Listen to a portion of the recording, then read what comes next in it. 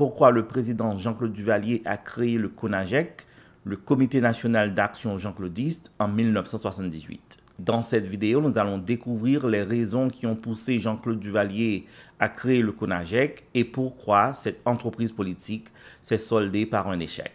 En 1978, Jean-Claude Duvalier était au sommet de sa popularité. Afin de gagner le cœur du peuple, il multipliait les déplacements dans les diverses régions du pays. Son objectif était de se démarquer du cercle politique de son père. Ainsi, le 17 avril 1978, Henri Bayard, fin stratège, mit en place le comité d'action jean-claudiste, CONAGEC, pour promouvoir et renforcer l'idéologie duvalieriste. Il leur fallait donc adoucir le discours nationaliste duvalieriste en se gardant des exagérations habituelles, source d'émotion parmi la population, et en prenant ses distances avec les anciens partisans, trop zélés parmi les macoutes. Simone Ovide, la veuve de Papadoc, se trouvait dans l'obligation d'utiliser son pouvoir d'influence pour imposer cette séparation tout en gardant ses redoutables fantômes au sein de la sphère politique familiale sans susciter trop de récriminations. Voici ce que la presse à l'époque a rapporté sur la création du CONAGEC, le bras politique de Jean-Claude Duvalier.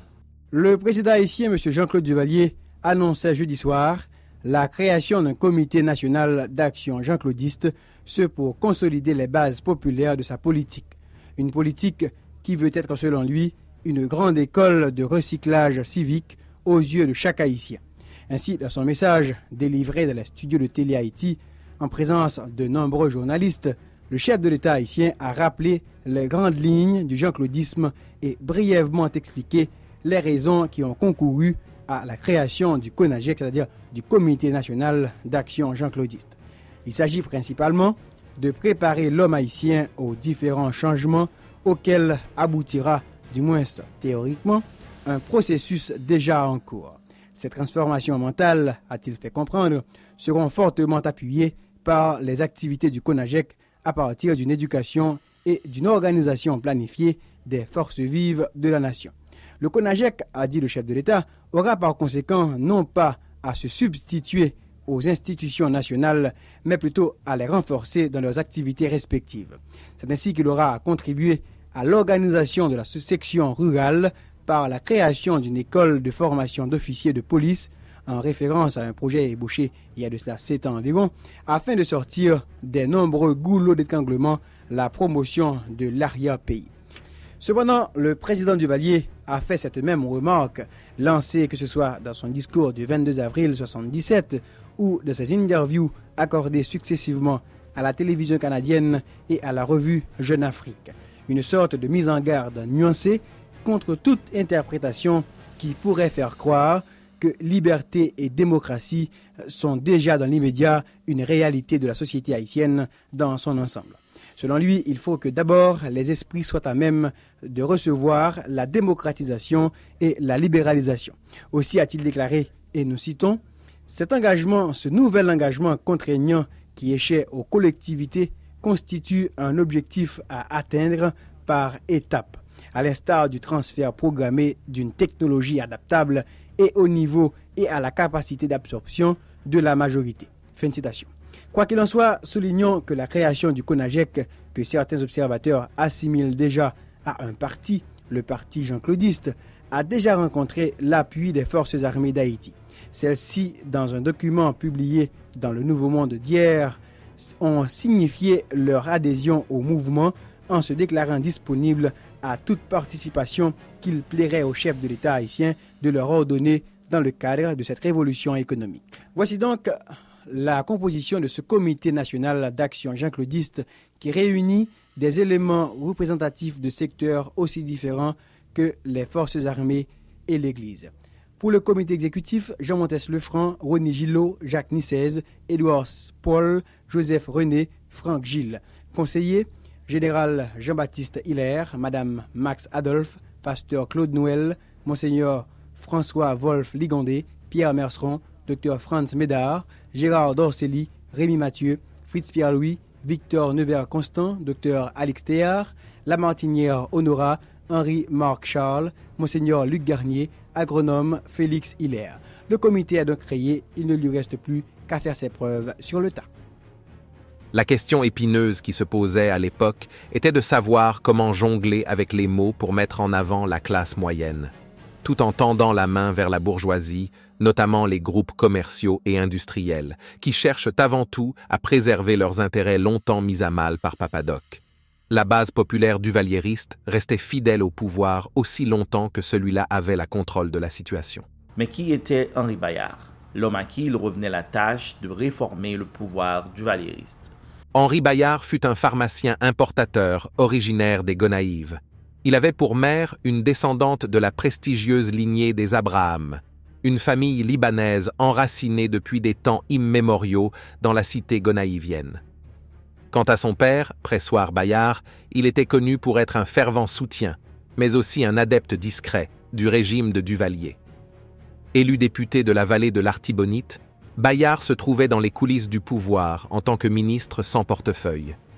Caché derrière ce titre en apparence secondaire, il exerçait en réalité les fonctions de Premier ministre de facto. Sa mission se résumait à éclairer le chemin de Jean-Claude Duvalier à travers les méandres de la diplomatie mondiale, afin d'établir un environnement respectueux des droits humains. C'est depuis sa demeure à Pétionville que Bayard menait ses actions. Cet endroit était le passage obligé de tous les politiciens, les figures des médias, les avocats et les hommes d'affaires. À Paris, Jean-Claude Duvalier répétait sans cesse qu'il n'avait ni éminence grise ni conseiller spécial, et que c'était lui-même qui prenait toutes les décisions cruciales. Parlant de Jean-Claude, un membre du cabinet, sous couverture de l'anonymat, a déclaré qu'aucun chef d'État haïtien ne dépendait autant de ses conseillers que Jean-Claude Duvalier. Il le dépeignait comme un leader passif, dénué de toute créativité intellectuelle. À seulement 19 ans, sans expérience de leadership avérée, ni d'une vision politique, il s'est retrouvé propulsé au poste de président. Néanmoins, il a su manier les intrigues politiques et apaiser les querelles au sein du palais national avec une habileté déconcertante. Parcourant les métropoles provinciales tel un missionnaire de la foi, il utilisait ses déplacements comme un vecteur pour répandre l'enseignement du jean-claudisme. Et dans cette optique, le mardi 24 mars 1978, Jean-Claude se rendit au Cap haïtien. Marie-Denise, fraîchement séparée de Max Dominique, rentrait de Paris et prit l'avion pour se rendre au Cap haïtien. Après leur réunion et leur discours, Jean-Claude regagna Port-au-Prince à bord de son yacht, le Niki. En cette même année, un communiqué officiel révéla la future visite du jeune président à Jérémie. Depuis le terrible massacre de 1964, survenu 14 ans plus tôt, lors duquel les familles Drouin, Vildrouin et Sansaric avaient été sauvagement assassinées, entraînant la mort de 29 personnes au total, y compris des nourrissons et des personnes âgées, la ville avait été laissée à l'abandon, plongée dans un sommeil profond, loin de l'image d'une cité poétique et charmante. Dans une effervescence frénétique, les jacques-claudistes habillèrent les édifices bordant la place Alexandre Dumas d'un manteau coloré, laissant ainsi une empreinte indélébile dans l'esprit des habitants, tel un moment où la cité s'est parée de ses plus beaux atours. Jamais autant de villageois n'avaient déserté leurs terres et leur culture pour assister en personne à la venue d'un président. Qu'ils viennent à pied ou à cheval, ils affluaient de Font-Rouge, de la Guinaudée, de Léon, de Prévillers, de Marfranc, de Mauron. À l'arrivée de Jean-Claude, la masse compacte de personnes était si impressionnante qu'il se vit contraint de quitter son véhicule pour avancer à pied. Des riverains contents de le voir l'ont porté sur leurs épaules des casernes Toussaint Louverture jusqu'à la cathédrale Saint-Louis pour assister le Te Deum. Les yeux du président se remplirent de larmes. Une émotion intense saisit la foule, laissant échapper des pleurs. Une scène similaire se déroula pour Mauron lors d'une réception spontanée et exaltée. Duvalier, président, avis nous demande pour le pays de madame le progrès. Avec Jean-Claude Duvalier, le pays sera sauvé. Avec Jean-Claude Duvalier, économique développée. Duvalier, président, avis nous demande pour le pays de matin en avant. Duvalier, président. La procession du président déambula joyeusement sur la place Dumas, distribuant des billets en l'air tandis que la foule s'empressait de les attraper, avant de quitter la ville dans une ambiance festive. En 1980, après un délai de 2 ans, Jean-Claude fit son retour à Jérémie pour une seconde visite. Cette fois, l'accueil ne fut pas aussi chaleureux, et une atmosphère de désaccord régnait parmi de nombreux prêtres. Monseigneur Romélus exprima dans un créole coloré sa réprobation des massacres répétés des cochons noirs, communément appelés cochons créoles. Selon lui, c'était comme si les paysans eux-mêmes étaient les victimes de ces tueries. Il pointa du doigt les maux de la nation, l'ignorance répandue, la misère profonde du peuple, les injustices des autorités locales, la centralisation du pouvoir et des services à Port-au-Prince. Le discours enflammé de Willy Romulus résonna à travers les ondes de Radio Soleil, tandis que Bon Nouvelle, un journal de l'époque, en fit l'écho dans ses pages.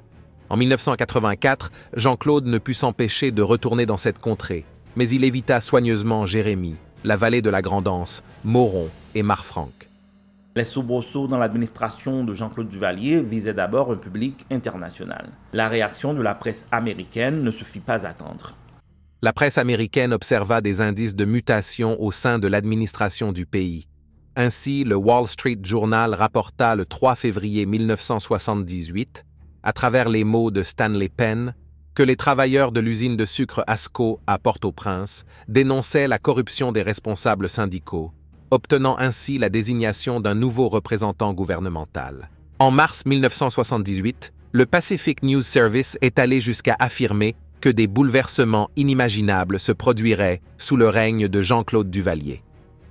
À la fin de l'été, l'administration de ce dernier s'est vue promettre une aide de 125 millions de dollars sur 5 ans. En 1978, le budget de l'USAID a atteint 33 millions de dollars, tandis que le FMI insistait sur l'importance d'un budget placé sous le contrôle de l'État, parce qu'il semblerait qu'une part conséquente, oscillant entre un tiers et la moitié du revenu national, se dérobait aux registres officiels, laissant planer de sérieux doutes quant à sa destination finale dans des comptes privés. À l'époque, le pays faisait face à une sécheresse implacable. Des milliers de fermiers se débrouillaient avec seulement 5 centimes par jour. C'est alors qu'en octobre 1978, le salaire minimum fut augmenté d'1,60 $ à 2,20 $. Pour prouver aux Américains qu'il était lui aussi un démocrate, Jean-Claude Duvalier organisa des élections. Le 11 février 1979 fut le jour choisi pour organiser de nouvelles élections pour une autre chambre de députés. Malgré la promesse du gouvernement d'assurer des élections libres et régulières, cela n'empêcha pas l'arrestation et des violences infligées à Silvio Claude, candidat déclaré à la députation pour la commune de Mirebalais. Rosalie Bosquet, l'épouse de Max Adolphe, le chef des milices et commandant de Fort Dimanche, avec une bande de macoutes, escortèrent Silvio Claude jusqu'à l'aéroport pour l'envoyer à Bogota, en Colombie, et lui suggérèrent de ne plus revenir. Ce fut finalement Madame Max Adolphe qui remporta l'élection à Mirebalais.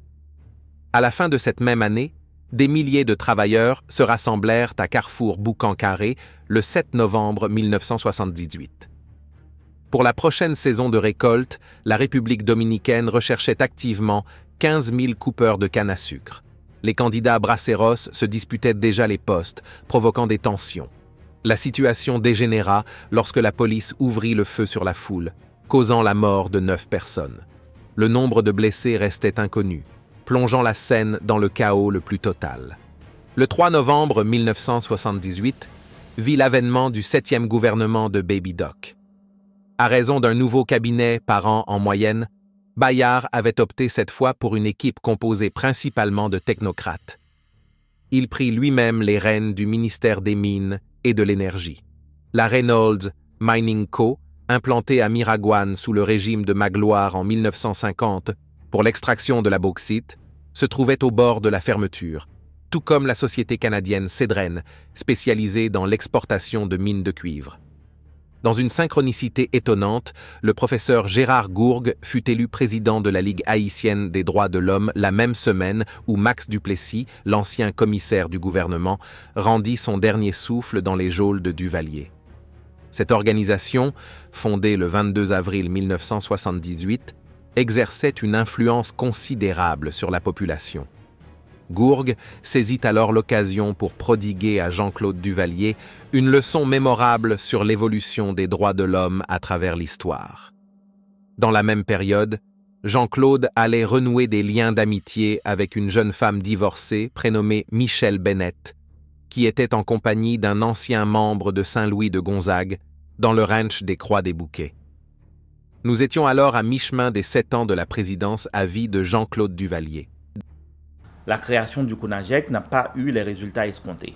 Malgré les efforts d'Henri Bayard et d'autres éléments clés du cercle restreint du président, Baby Doc n'a pas su trouver l'équilibre entre les défenseurs de la continuité dictatoriale et les promoteurs d'une ouverture économique et démocratique.